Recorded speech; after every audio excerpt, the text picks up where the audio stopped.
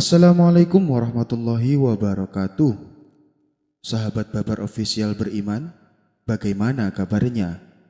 Semoga kita selalu dalam lindungan Allah Subhanahu wa Ta'ala dan dilancarkan rezekinya. Amin amin ya rabbal alamin. Sebelum lanjut ke cerita, alangkah baiknya tekan tombol like, komen, dan juga subscribe agar tidak ketinggalan dengan cerita-cerita kami selanjutnya. Terima kasih.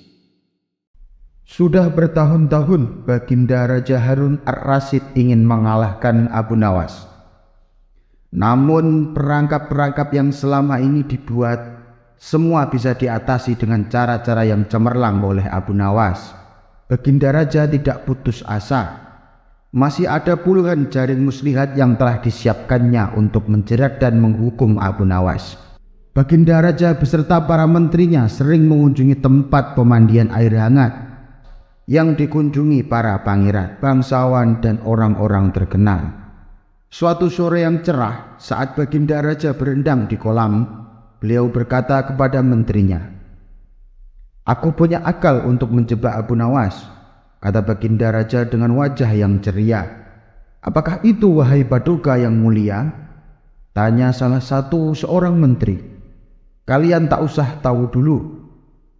Aku hanya ingin kalian datang lebih dini besok sore. Jangan lupa, datanglah besok sebelum Abu Nawas datang, karena aku akan mengundangnya untuk mandi bersama-sama," kata Baginda Raja memberi pengarahan. Baginda Raja memang sengaja tidak menyebutkan tipuan apa yang akan digelar besok. Abu Nawas pun diundang untuk mandi bersama Baginda Raja dan para menteri di pemandian air hangat yang terkenal itu. Keesokan harinya, Baginda Raja dan para menteri sudah datang terlebih dahulu. Baginda membawa 19 telur ayam, 18 dibagikan kepada para menterinya dan 1 butir lagi untuk dirinya sendiri. Kemudian Baginda memberi pengarahan singkat tentang apa yang telah direncanakannya untuk menjebak Abu Nawas. Ketika Abu Nawas datang, Baginda Raja beserta para menteri sudah berendam di kolam. Abu Nawas pun lalu melepas pakaiannya dan langsung ikut berendam.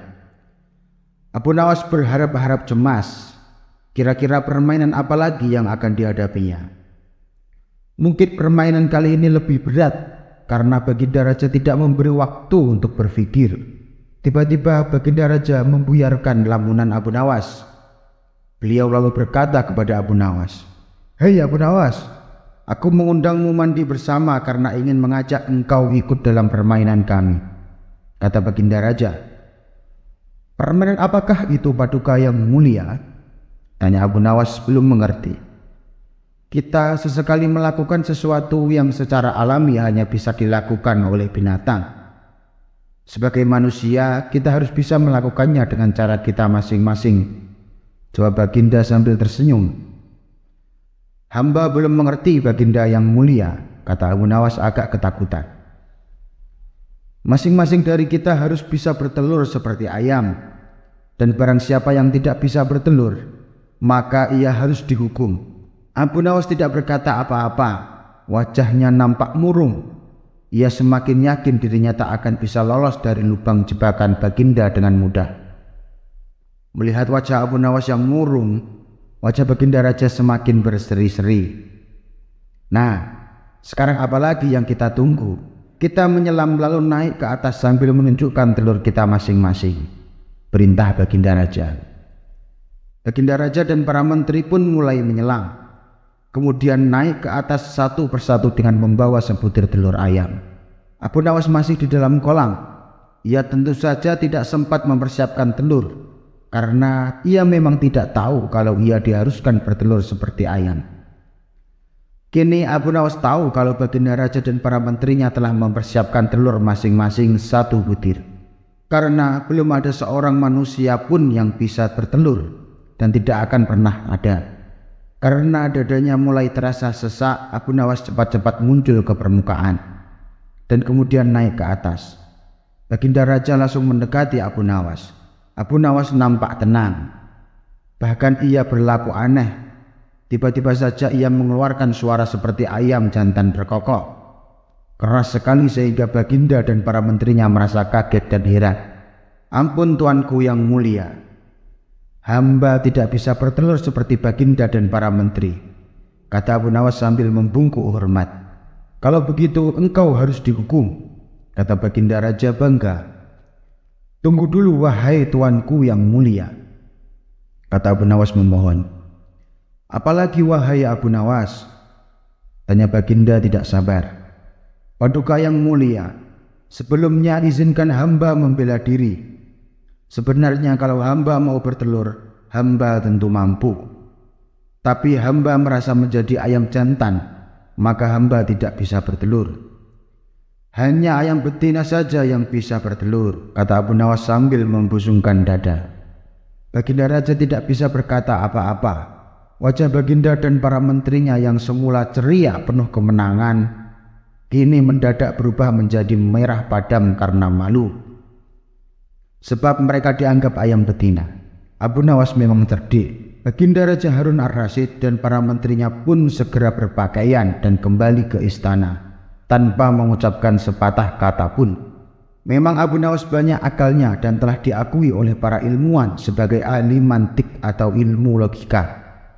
Gampang saja baginya untuk membolak-balikkan dan mempermainkan kata-kata guna menjatuhkan mental lawan-lawannya.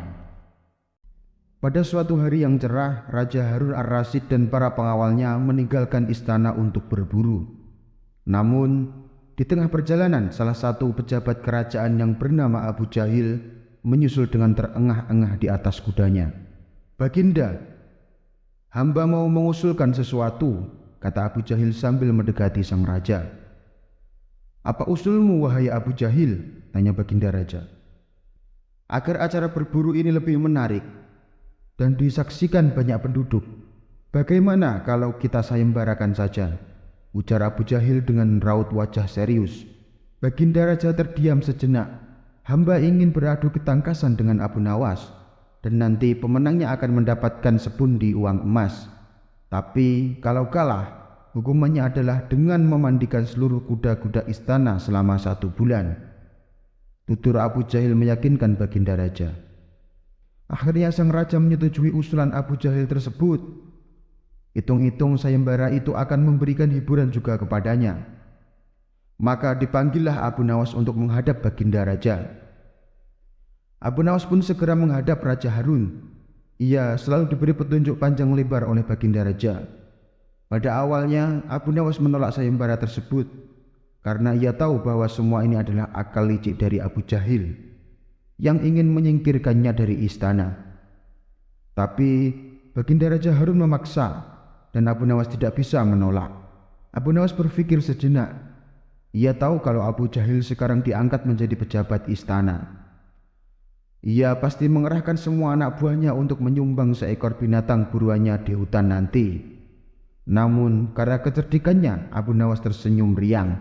Abu Jahil yang melihat perubahan raut muka Abu Nawas menjadi penasaran dibuatnya. Mana mungkin Abu Nawas bisa mengalahkan dirinya kali ini, pikir Abu Jahil dalam hati. Akhirnya Baginda menggiring mereka ke tengah alun-alun istana. Raja dan seluruh rakyat menunggu siapa yang akan menjadi pemenang dalam lomba berburu. Terompet tanda mulai adu ketangkasan pun telah ditiup. Abu Jahil segera memacu kudanya secepat kilat menuju hutan belantara. Anehnya, Abu Nawas justru sebaliknya. Dia dengan santainya menaiki kudanya sehingga para penonton banyak yang berteriak. Menjelang sore hari, tampaklah kuda Abu Jahil memasuki pintu gerbang istana. Ia pun mendapat sambutan meriah dan tepuk tangan dari rakyat yang menyaksikannya. Di sisi kanan dan kiri kuda Abu Jahil tampak puluhan hewan yang telah mati terpanah. Abu Jahil dengan senyum bangga memperlihatkan semua binatang buruannya itu di tengah lapangan. Abu Jahil berhak memenangkan lomba ini. Lihat binatang buruanku banyak. Mana mungkin Abu Nawas mengalahkanku? Teriaknya lantang yang membuat para penonton semakin ramai bertepuk tangan. Tidak berapa lama kemudian terdengar suara kaki kuda Abu Nawas. Semua orang menertawakan dan meneriakinya karena Abu Nawas tak membawa satupun binatang buruan di kudanya. Namun Abu Nawas tidak tampak gusar sama sekali. Ia malah tersenyum dan melambaikan tangan. Baginda Raja lalu menyuruh 2 orang pengawalnya menuju ke tengah lapangan untuk menghitung jumlah binatang buruan yang didapatkan kedua peserta tersebut. Dan pada kesempatan pertama, para pengawal menghitung jumlah binatang hasil buruan Abu Jahil, 35 ekor kelinci, ditambah 5 ekor rusa, dan 2 ekor babi hutan. Kata salah satu pengawal, "Kalau begitu, akulah pemenangnya, karena Abu Nawas tak membawa seekor binatang pun," teriak Abu Jahil dengan sombongnya. "Tenang, tenang. Aku membawa ribuan binatang. Aku membawa ribuan binatang. Jelaslah aku pemenangnya. Dan engkau, wahai Abu Jahil, silahkan memandikan kuda-kuda istana. Menurut aturan lomba, semua binatang boleh ditangkap, yang penting jumlahnya," kata Abu Nawas sambil membuka bambu kuning yang telah diisi dengan ribuan semut merah. "Jumlahnya sangat banyak, Baginda, mungkin ribuan. Kami tak sanggup menghitungnya lagi," kata pengawal kerajaan yang menghitung jumlah semut itu. Melihat kenyataan itu, Abu Jahil tiba-tiba saja jatuh pingsan. Baginda Raja tertawa terpingkal-pingkal dan langsung memberi hadiah kepada Abu Nawas. Kecerdikan dan ketulusan hati pasti bisa mengalahkan kelicikan. Abu Nawas jebakan sop panas. Abu Nawas memanglah bukan orang kaya raya. Lebih tepatnya, ia hanya keluarga yang sederhana. Untuk memenuhi kebutuhan pokok sehari-hari bisa dikatakan sangat tercukupi. Tapi, kalau untuk kebutuhan mewah, Abu Nawas belum bisa terpenuhi. Ia tidak mempunyai barang mewah dan makanan mewah di rumahnya. Semua serba cukup dalam kadar yang sederhana. Namun, nasib apes menimpa Abu Nawas. Tidak ada hujan, tidak ada angin. Sang istri tiba-tiba minta dibelikan kalung emas. Hal ini membuat Abu Nawas pusing 7 keliling. Bagaimana mungkin bisa ia memenuhi keinginan istrinya? Untuk makanan mewah saja ia tidak mampu, apalagi membelikan perhiasan kalung emas. "Wahai istriku, maafkan saya tidak mungkin bisa menyanggupi keinginanmu. Kamu tahu sendiri, kita adalah keluarga sederhana yang hidupnya hanya pas-pasan," tutur Abu Nawas dengan lemah lembut. Namun, keputusan Abu Nawas ini ternyata membuat istrinya tidak terima, karena ia sangat menginginkan perhiasan kalung emas. Dan selama ini, ia merasa tidak pernah menuntut apapun, tidak pernah meminta yang macam-macam. Ia ingin satu kali ini saja permintaannya dituruti. Entah bagaimana caranya, ia ingin dibelikan kalung emas. Tapi Abu Nawas tidak berani mengiyakan. Ia hanya meminta istrinya supaya selalu bersyukur dengan apa yang ada. Marahlah istri Abu Nawas. Ia terus mengomel dan memarahi suaminya. Tak tahan dengan omelan sang istri, Abu Nawas lalu pergi meninggalkan rumah. Istrinya yang masih marah kepada Abu Nawas berniat membalas dengan memasak sop yang sangat pedas. Saat malam tiba, Abu Nawas pun pulang. Sang istri berpura-pura tersenyum menyambut kedatangannya. Abu Nawas lalu diajak duduk di meja makan. Kemudian sang istri menghidangkan sop yang pedas tersebut. Melihat sikap istrinya yang sudah tidak marah lagi, Abu Nawas tersenyum ceria. "Kamu memang istriku yang sangat solehah," puji Abu Nawas. Tapi sungguh malang, sang istri lupa dengan jebakannya sendiri.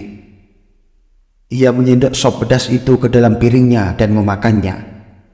Air mata pun meleleh di kedua pipinya karena rasa pedas yang sangat luar biasa. Abu Nawas seketika itu kaget dan heran melihat istrinya tiba-tiba menangis sesenggukan. "Kenapa kamu menangis, wahai istriku?" tanya Abu Nawas khawatir dengan mengusap air matanya yang menetes di pipi. Sang istri menjawab, "Dulu almarhum ibu sangat menyukai sop ini. Setiap kali aku makan sop seperti ini, aku jadi teringat almarhumah ibu. Itulah yang membuat aku menangis, ujar sang istri berpura-pura. Sudahlah wahai istriku, ibumu itu orang baik. Insya Allah dia meninggal dalam keadaan husnul khotimah. Balas Abu Nawas menenangkan istrinya. Kini giliran Abu Nawas yang mau makan sop pedas itu. Betapa terkejutnya ia. Ternyata sop yang ia makan pedasnya bukan main. Kedua mata Abu Nawas langsung meneteskan air mata tanpa henti. Tak mau kalah dengan sandiwara istrinya, Abu Nawas meluapkan rasa pedasnya dengan menangis terisak-isak. Kenapa kamu menangis wahai suamiku? Tanya sang istri heran. Aku juga teringat almarhumah ibumu. Kenapa dia mati meninggalkanmu tanpa mengajak dirimu? Jawab Abu Nawas. Mendengar jawaban Abu Nawas, sang istri yang tadinya jengkel mendadak tertawa terpingkal-pingkal. Keduanya akhirnya rukun dan mesra kembali. Ya begitulah, namanya saja hidup berumah tangga. Pasti ada suka dan ada duka. Tentunya ada juga pertengkaran di dalamnya. Tapi jangan dijadikan pertengkaran menjadi perpecahan, apalagi sampai terjadi perceraian.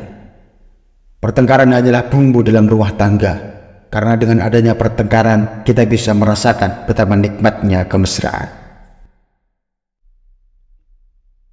Sejak peristiwa penghancuran barang-barang di istana oleh Abu Nawas yang dilegalisir oleh Baginda, sejak saat itu pula Baginda ingin menangkap Abu Nawas untuk dijebloskan ke penjara. Sudah menjadi aturan bagi siapa saja yang tidak sanggup melaksanakan titah Baginda, maka tak disangsikan lagi ia akan mendapat hukuman. Baginda tahu Abu Nawas amat takut kepada beruang. Suatu hari Baginda memerintahkan prajuritnya menjemput Abu Nawas agar bergabung dengan rombongan Baginda Raja Harun untuk berburu beruang. Abu Nawas merasa takut dan gemetar, tetapi ia tidak berani menolak perintah Baginda. Dalam perjalanan menuju ke hutan, tiba-tiba cuaca yang cerah berubah menjadi mendung. Baginda memanggil Abu Nawas. Dengan penuh rasa hormat Abu Nawas mendekati Baginda. Tahukah mengapa engkau aku panggil? Tanya Baginda tanpa sedikit pun senyum di wajahnya. Ampun tuanku, hamba belum tahu, jawab Abu Nawas. Kau pasti tahu bahwa sebentar lagi akan turun hujan. Hujan masih jauh dari sini. Kau kuberi kuda yang lamban, sedangkan aku dan pengawal-pengawalku akan menunggang kuda yang cepat. Nanti pada waktu santap siang kita berkumpul di tempat peristirahatanku. Bila hujan turun kita harus menghindari dengan cara kita masing-masing, agar pakaian kita tetap kering. Sekarang kita berpencar, Baginda menjelaskan. Kemudian Baginda dan rombongan mulai bergerak. Abu Nawas kini tahu Baginda akan menjebaknya. Ia harus mencari akal. Dan ketika Abu Nawas sedang berpikir, tiba-tiba hujan turun. Begitu hujan turun, Baginda dan rombongan segera memacu kudanya untuk mencapai tempat perlindungan terdekat. Namun, karena derasnya hujan, Baginda dan para pengawalnya pun basah kuyup. Ketika santap siang tiba, Baginda segera menuju tempat peristirahatan. Belum sempat baju Baginda dan para pengawalnya kering, Abu Nawas datang dengan menunggang kuda yang lamban. Baginda dan para pengawalnya terperangah karena baju Abu Nawas tidak basah. Padahal dengan kuda yang paling cepat pun tidak mungkin bisa mencapai tempat perlindungan yang paling terdekat. Pada hari kedua, Abu Nawas diberi kuda yang cepat yang kemarin ditunggangi Baginda Raja.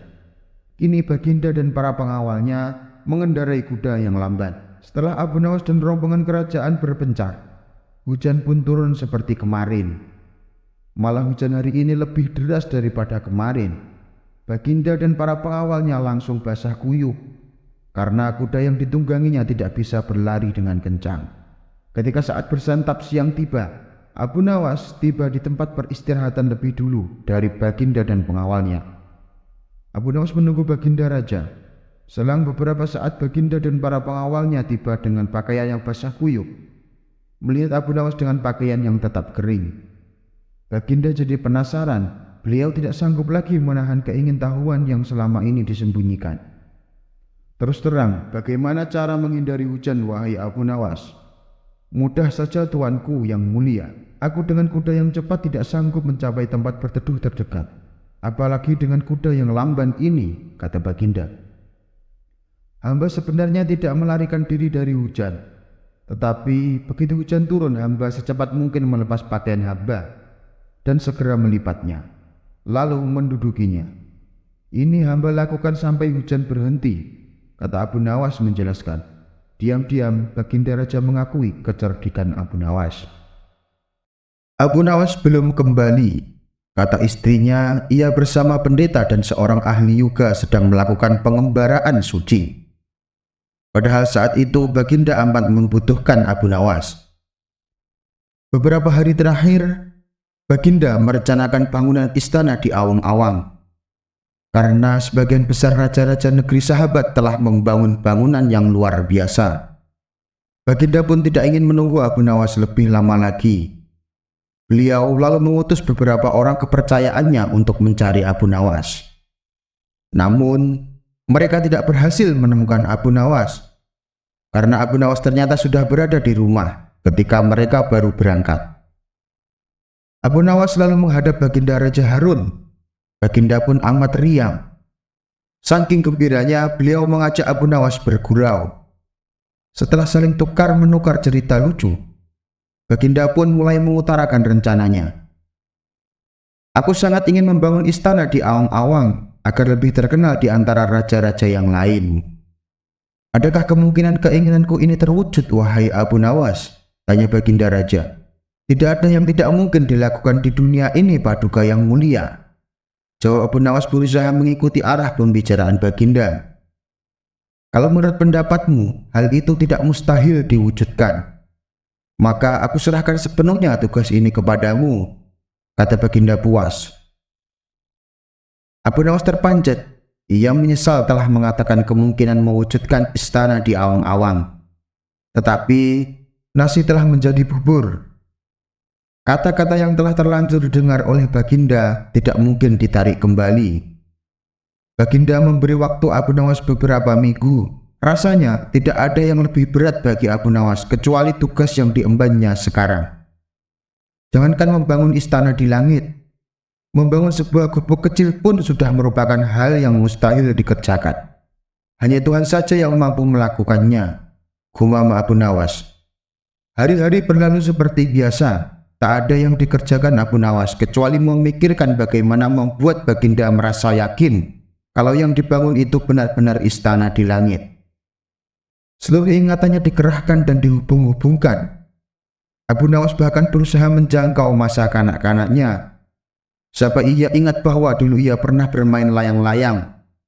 Dan inilah yang membuat Abu Nawas girang. Abu Nawas tidak menyia-nyiakan waktunya lagi. Ia bersama beberapa kawannya merancang layang-layang raksasa berbentuk persegi 4. Setelah rampung, Abu Nawas melukis pintu-pintu, jendela, dan ornamen-ornamen lainnya.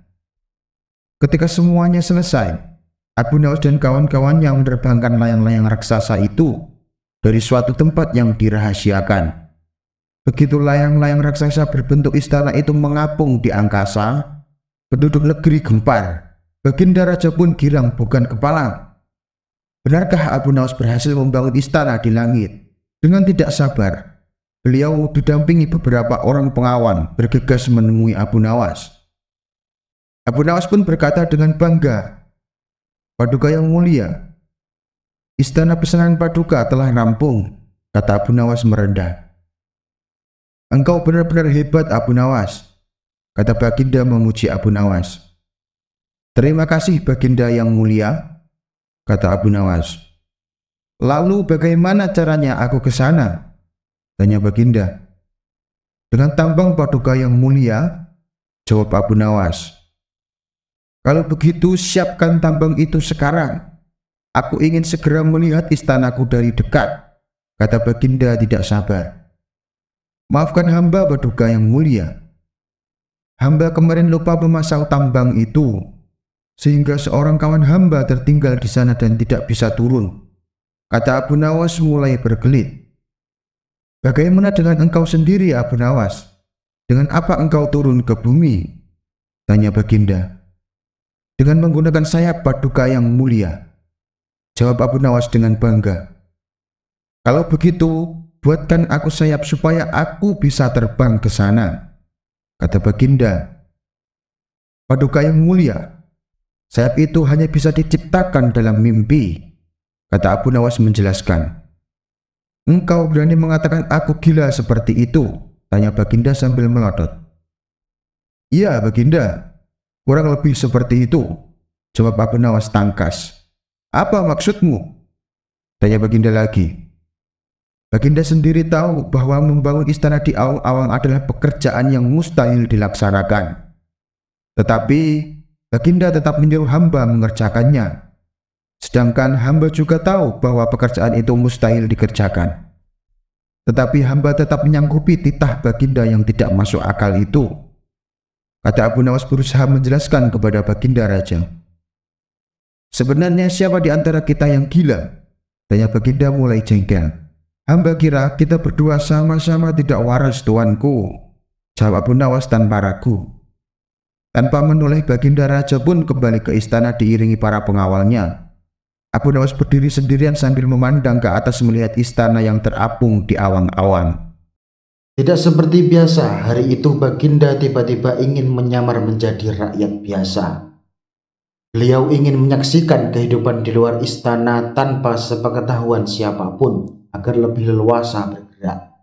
Baginda mulai keluar istana dengan pakaian yang amat sederhana, layaknya seperti rakyat jelata. Di sebuah perkampungan, beliau melihat beberapa orang berkumpul. Setelah Baginda mendekat, ternyata seorang ulama sedang menyampaikan kuliah tentang alam barzah. Tiba-tiba ada seorang yang datang dan bergabung di situ. Ia bertanya kepada ulama itu, "Kami menyaksikan orang kafir pada suatu waktu dan mengintip kuburannya. Tetapi kami tidak mendengar mereka berteriak dan tidak pula melihat penyiksaan-penyiksaan yang katanya sedang dialaminya. Maka bagaimana cara membenarkan sesuatu yang tidak sesuai dengan yang dilihat mata?" tanya orang itu. Ulama itu berpikir sejenak, kemudian ia berkata, "Untuk mengetahui yang demikian itu harus dengan panca indera yang lain. Ingatkah kamu dengan orang yang sedang tidur? Dia kadangkala bermimpi dalam tidurnya digigit ular, ganggu dan sebagainya. Ia juga merasa sakit dan takut ketika itu, bahkan memekik dan keringat bercucuran pada keningnya. Ia merasa hal semacam itu seperti ketika tidak tidur. Sedangkan engkau yang duduk di dekatnya menyaksikan keadaannya seolah-olah tidak ada apa-apa. Padahal apa yang dilihat serta dialaminya adalah dikelilingi ular-ular. Maka jika masalah mimpi yang remeh saja sudah tidak mampu mata lahir melihatnya, mungkinkah engkau bisa melihat apa yang terjadi di alam barzah?" jelas sang ulama. Baginda Raja terkesan dengan penjelasan ulama itu. Baginda masih ikut mendengarkan kuliah itu. Kini ulama itu melanjutkan kuliahnya tentang alam akhirat. Dikatakan bahwa di surga tersedia hal-hal yang amat disukai nafsu, termasuk benda-benda. Salah satu benda itu adalah mahkota yang amat luar biasa indahnya. Tidak ada yang lebih indah dari barang-barang di surga, karena barang-barang itu tercipta dari cahaya. Saking indahnya, sebuah mahkota di surga jauh lebih bagus daripada dunia beserta isinya. Baginda pun makin terkesan. Beliau lalu pulang kembali ke istana, karena sudah tidak sabar ingin menguji kemampuan Abu Nawas. Baginda pun memerintahkan menterinya untuk memanggil Abu Nawas ke hadapannya. "Aku menginginkan engkau sekarang juga berangkat ke surga dan bawakan aku sebuah mahkota surga yang katanya tercipta dari cahaya itu. Apakah engkau sanggup, wahai Abu Nawas?" tanya Baginda. "Sanggup, Paduka yang mulia," jawab Abu Nawas langsung menyanggupi tugas yang mustahil dilaksanakan itu. "Tetapi Baginda harus menyanggupi pula satu syarat yang akan hamba ajukan," lanjut Abu Nawas dengan percaya diri. "Sebutkan syarat itu," tegas Baginda Raja. "Hamba mohon Baginda menyediakan pintunya agar hamba bisa memasukinya," kata Abu Nawas. "Pintu apa?" tanya Baginda belum mengerti. "Pintu alam akhirat," jawab Abu Nawas. "Apa itu?" tanya Baginda ingin tahu. "Kiamat," Wahai paduka yang mulia, masing-masing alam mempunyai pintu. Pintu alam dunia adalah liang peranakan ibu. Pintu alam barzah adalah kematian. Dan pintu alam akhirat adalah kiamat. Jelas Abu Nawas kepada Baginda. Surga berada di alam akhirat. Bila Baginda masih tetap menghendaki hamba mengambilkan sebuah mahkota dari surga, maka dunia harus kiamat terlebih dahulu. Lanjut Abu Nawas. Mendengar penjelasan Abu Nawas, Baginda Raja pun terdiam. Di sela-sela kebingungannya, Abu Nawas bertanya lagi kepada Baginda Raja, masihkah Baginda menginginkan mahkota dari surga? Tanya Abu Nawas. Baginda Raja tidak menjawab. Beliau hanya diam 1000 bahasa. Sejenak kemudian Abu Nawas pun mohon diri, karena ia sudah tahu jawabannya.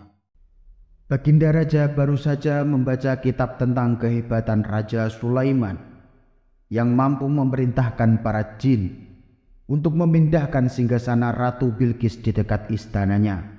Baginda tiba-tiba tertarik, hatinya mulai tergelitik untuk melakukan hal yang sama. Mendadak beliau ingin istananya dipindahkan ke atas gunung agar bisa lebih leluasa menikmati pemandangan di sekitar. Dan bukankah hal itu tidak mustahil bisa dilakukan karena ada Abu Nawas yang amat cerdik di negerinya. Tanpa membuang waktu, Abu Nawas segera dipanggil untuk menghadap Baginda Raja Harun al-Rasyid. Setelah Abu Nawas dihadapkan, Raja pun berkata kepada Abu Nawas, "Abu Nawas, engkau harus memindahkan istanaku ke atas gunung agar aku lebih leluasa melihat negeriku." Kata Baginda sambil melirik reaksi Abu Nawas. Abu Nawas tidak langsung menjawab. Ia berpikir sejenak hingga keningnya berkerut. Tidak mungkin menolak perintah Baginda kecuali kalau memang ingin dihukum. Akhirnya Abu Nawas terpaksa menyanggupi proyek raksasa itu. Ada satu lagi permintaan dari Baginda, yaitu pekerjaan itu harus diselesaikan hanya dalam waktu 1 bulan. Abu Nawas pun pulang dengan hati yang bingung. Setiap malam ia hanya berteman dengan rembulan dan bintang-bintang. Hari-hari dilewatinya dengan kegundahan. Tidak ada hari yang lebih berat dalam hidup Abu Nawas kecuali hari-hari itu. Tetapi pada hari ke-9 ia tidak lagi merasa gundah gulana. Keesokan harinya Abu Nawas menuju istana. Ia menghadap Baginda untuk membahas pemindahan istana. Dengan senang hati Baginda Raja pun mendengarkan apa yang ingin dikatakan Abu Nawas. "Ampun tuanku, hamba datang ke sini hanya untuk mengajukan usul untuk memperlancar pekerjaan hamba nanti," kata Abu Nawas. "Apa usul itu?" tanya Baginda. "Hamba akan memindahkan istana paduka yang mulia tepat pada hari raya kurban, yang kebetulan hanya kurang 20 hari lagi," kata Abu Nawas. "Kalau hanya itu usulmu, baiklah," kata Baginda. "Satu lagi Baginda," Abu Nawas menambahkan. "Apalagi?" tanya Baginda. "Hamba mohon Baginda menyembelih 10 ekor sapi yang gemuk untuk dibagikan langsung kepada para fakir miskin," kata Abu Nawas. "Usulmu kuterima," jawab Baginda menyetujui. Abu Nawas pun pulang dengan perasaan riang gembira. Kini tidak ada lagi yang perlu dikhawatirkan. Toh nanti bila waktunya sudah tiba, ia pasti akan dengan mudah memindahkan istana Baginda Raja. Jangankan hanya memindahkan ke puncak gunung, ke dasar samudera pun Abu Nawas sanggup. Desas-desus mulai tersebar seluruh pelosok negeri. Hampir semua orang harap-harap cemas. Tapi sebagian besar rakyat pun merasa yakin atas kemampuan Abu Nawas. Karena selama ini Abu Nawas belum pernah gagal melaksanakan tugas-tugas aneh yang dibebankan di atas pundaknya. Namun ada juga beberapa orang yang meragukan keberhasilan Abu Nawas kali ini. Saat-saat yang dinanti-nantikan pun tiba. Rakyat berbondong-bondong menuju lapangan untuk melakukan sholat hari raya Idul Adha. Dan seusai sholat, 10 sapi sumbangan Baginda Raja disembelih, lalu dimasak dan kemudian segera dibagikan kepada fakir miskin. Kini giliran Abu Nawas yang harus melaksanakan tugas berat itu. Abu Nawas berjalan menuju istana diikuti oleh rakyat. Sesampainya di istana, Abu Nawas bertanya kepada Baginda Raja, "Ampun tuanku yang mulia, apakah istana sudah tidak ada orangnya lagi?" Tanya Abu Nawas. Tidak ada, Baginda Raja jawab singkat. Kemudian Abu Nawas berjalan beberapa langkah mendekati istana. Ia berdiri sambil memandangi istana. Abu Nawas berdiri mematung seolah-olah ada yang ditunggu. Baginda Raja pun akhirnya tidak sabar. Abu Nawas, mengapa engkau belum juga mengangkat istanaku? Tanya Baginda Raja. Hamba sudah siap sejak tadi, Baginda, kata Abu Nawas. Apa maksudmu? Engkau sudah siap sejak tadi? Kalau engkau sudah siap, lalu apa yang engkau tunggu? Tanya Baginda masih diliputi perasaan heran. Hamba menunggu istana paduka yang mulia diangkat oleh seluruh rakyat yang hadir untuk diletakkan di atas pundak hamba. Setelah itu hamba tentu akan memindahkan istana paduka yang mulia ke atas gunung sesuai dengan perintah paduka. Jawab Abu Nawas. Baginda Raja Harun ar-Rasyid terpana. Beliau tidak menyangka Abu Nawas masih bisa terhindar dari hukumannya.